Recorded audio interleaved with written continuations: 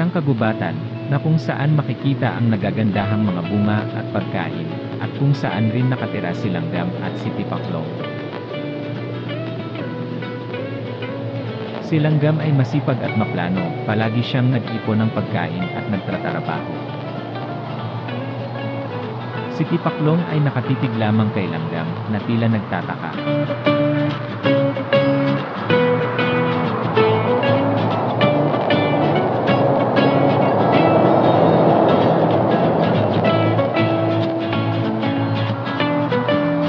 Kaibigang Langgam, bakit lagi ka gawa ng gawa? Tanong ni Tipaklong. Kailangan ko mag-ipon ng pagkain, malay mo tag-ulan na o tag-init, kung dadarating man tayo dyan, ay may handa na ako para hindi magutom, sumbat ni Langgam.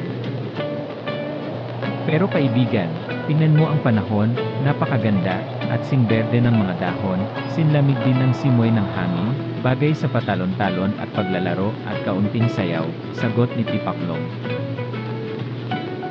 Salamat kaibigan, pero abalang-abala ako eh. Wala akong oras para dyan, sagot ni Langgam habang siya'y dahan-dahang umaalis.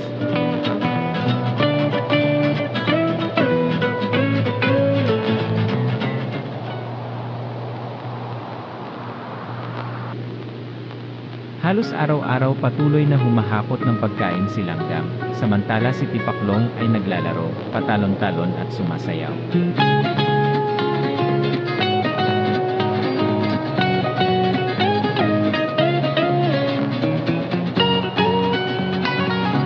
Walang humpay ang paghakot ni Langgam, na tila hindi ito napapagod.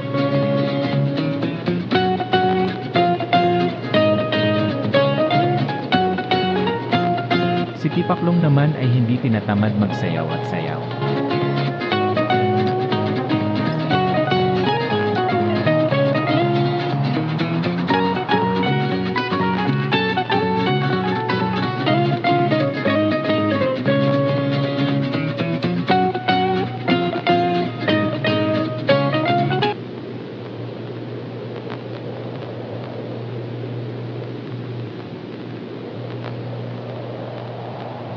Dumating ang tag-init, halos lahat ng halaman ay naging kulay kayumanggi. Kanina pa palakad-lakad si Tipaklong, tila hindi na siya makasayaw at makatalon, siya'y naghahanap ng pagkain, pero sa desertong ito, bihira lang makahanap ng pagkain.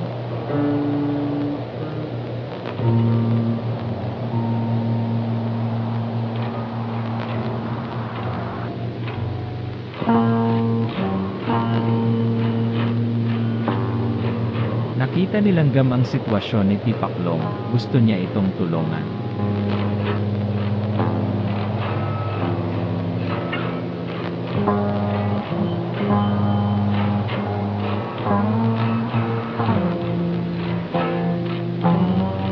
Tipaklong, ito o pagkain.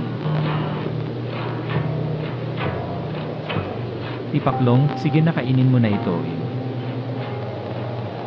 Tipaklong, hoy! Okay ka lang ba Tipaklong?